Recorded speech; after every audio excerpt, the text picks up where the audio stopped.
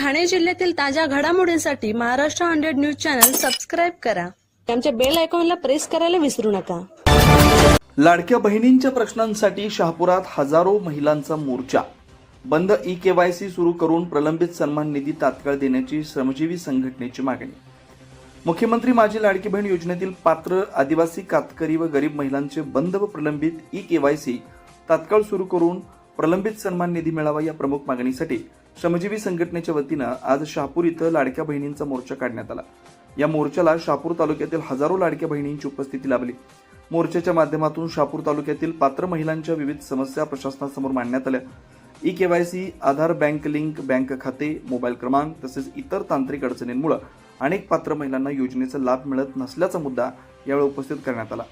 महाराष्ट्र राज्याचे मुख्यमंत्री महोदय तसेच महिला व बालविकास मंत्री आदिती तटकरे यांच्या नावे निवेदन देण्यात आलं. सदर निवेदन एकात्मिक महिला व बालविकास प्रकल्प अधिकारी तसेच गटविकास अधिकारी शहापूर यांच्या मार्फत शासनाकडे सादर करण्यात आलं.